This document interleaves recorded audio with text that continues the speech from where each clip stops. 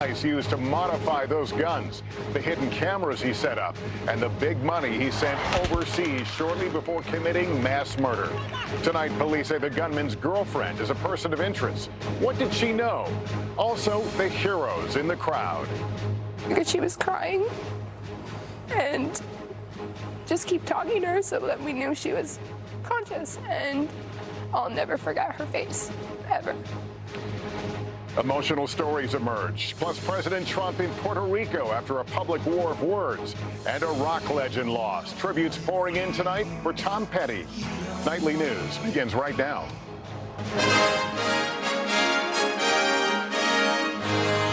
Las Vegas mass shooting.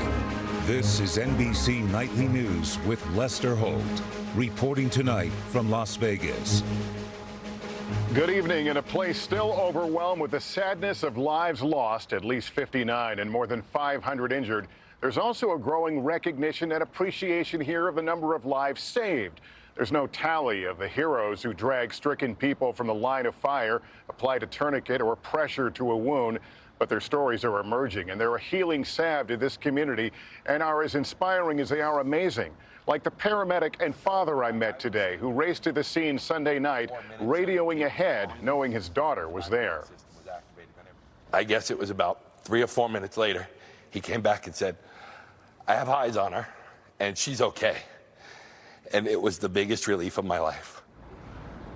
You can only imagine. We're going to hear more of their story in a moment. But first tonight, we're getting our first glimpse into the killer's hotel room turned sniper's nest in the hotel behind me. As authorities reveal his intricate setup, his weapons modified for maximum killing, and his strategically placed cameras. Our justice correspondent Pete Williams has late new details. Yellow police tape marks the scene where the rain of gunfire came from, Stephen Paddock's 32nd floor hotel room. Visible through the door, one of the 23 weapons he brought there in 13 suitcases, a high-powered sniper rifle with a scope and stabilizing bipod. And authorities say they now know why he was able to shoot rounds so quickly with such deadly effect.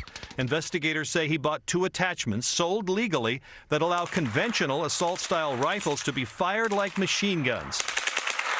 We are aware of a device called a bump stock, and that enables an individual to speed up the discharge of ammunition. Officials say he fired most of the shots in the first 9 minutes of the attack. The sheriff also says Paddock stationed cameras in the hotel hallway to watch for approaching law enforcement. Police are now tracing what he was up to before he checked into the Mandalay Bay last Thursday.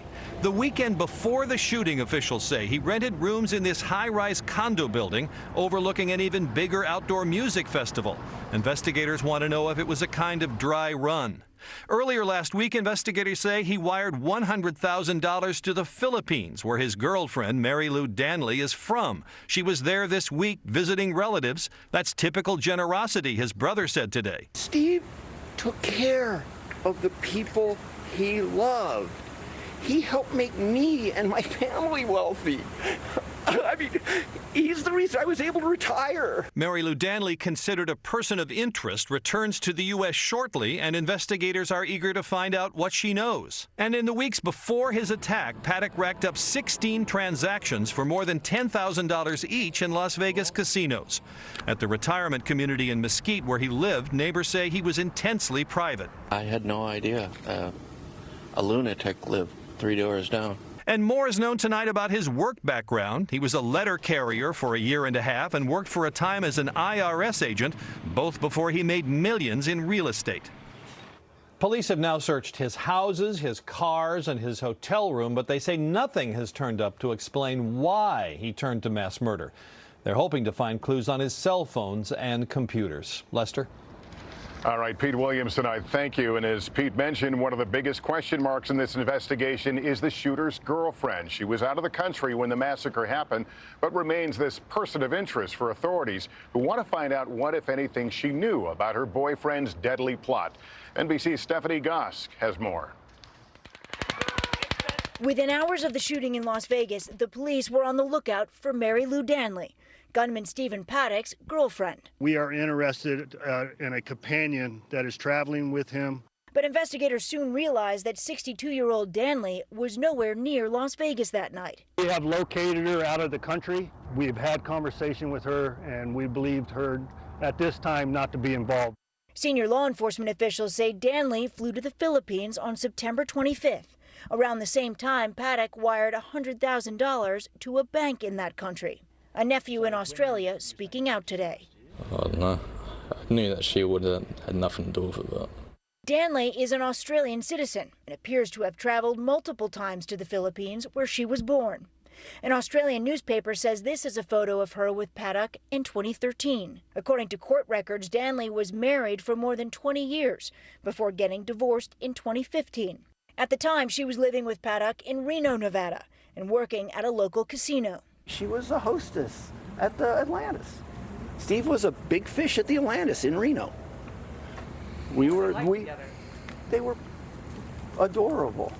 John and Darlene McKay live next door. You know, I never saw them together. I never did. As I walked into the garage, I noticed a large safe, half the size of a refrigerator. Since this has happened, we drew a conclusion. Was there guns in there? Law enforcement are not calling Danley a suspect, but she remains a person of interest. The critical question tonight, did she have any idea what he was planning? The only person that likely knew this daily routine would have been the person he was living with, and that's why I think she's essential. Las Vegas police say they are in contact with Danley, while senior law enforcement officials tell us she's expected to return tomorrow, and there's no indication that those plans have changed. Lester? Stephanie Goss tonight. Thank you, Stephanie. And not all the first responders Sunday night wore uniforms, and even many of those who did were not prepared for what they faced. People, whether cops and firemen or regular civilians, did what they had to do. This video of people being helped into an emergency room speaks to the all-hands effort that gives this city something to be proud of, even in these very dark days. A blood-stained bandage, a discarded surgical glove, a tourniquet by the side of the road stir powerful emotions in Darius Harper and Dylan Christos. Can I remind you of a nightmare you hadn't waken up from yet? These are the ones that got out. They got this far, they were treated.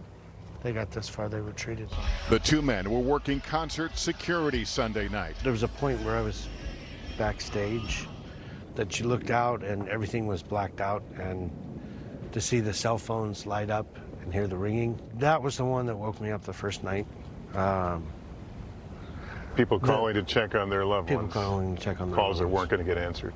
As the two men treated the badly wounded and helped others escape over a fence, 15 miles away, paramedic Brian Rogers was racing to the scene. Did you get a 911 call, or did you just dispatch on your own? I dispatched on my own because of what Caitlin told me. Caitlin is his 22-year-old daughter who was at the concert. I went and hid behind the med tent behind a power box, and I called my dad immediately the second I could. I think her exact words were, "Daddy, they're shooting at me." And I was like, oh my God. To be perfectly honest, I went outside of protocol and I told one of the people that were running the event itself over the radio, "You find my daughter." I couldn't help it.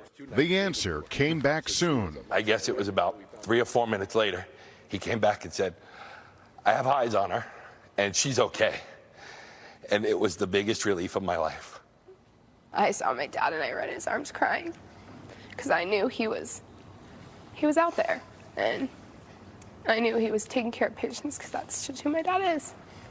Then both pressed into action to save lives. I just had to stand there and hold the girl's IV bag as she was crying and just keep talking to her so that we knew she was conscious, and I'll never forget her face, ever. Meantime, Darius Harper, a retired Army combat veteran, says his training only went so far. At some point in time, you realize, well, I don't have the gear to respond to this, but you just do it anyway because, you know, it's what we do. And what he did was not lost on his 19-year-old daughter, who wrote in a Facebook post, She wrote that, "I could have woken up this morning without my dad, but I didn't. Praise God that not only is he okay, but he helped to save many more people lives last night. So thank you for continuing to look after others in our country. I love you." Pretty powerful and written as a tribute to a father, but think about it, that could be a tribute to all of those who stepped forward Sunday night and put the safety of others in front of their own. As we recognize the incredible heroism, we are also learning much more about the 59 people killed in this tragedy. There's late word that all but 3 have now been identified by authorities.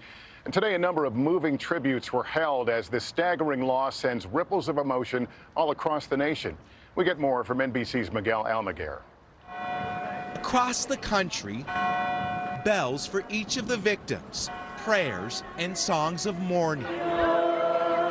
All to remember the unforgettable, the lifetimes lost in an instant. Angie Gomez, just 20, celebrating her new job as a nursing assistant. Bill Wolf Jr., a wrestling coach in Shippensburg, Pennsylvania, celebrating his 20th wedding anniversary. Heather Melton also had a storybook marriage. She was a surgeon, he was a nurse. It ended too soon. We couldn't tell where the bullets were coming from, and he grabbed me from behind and started running with me, and then I felt him.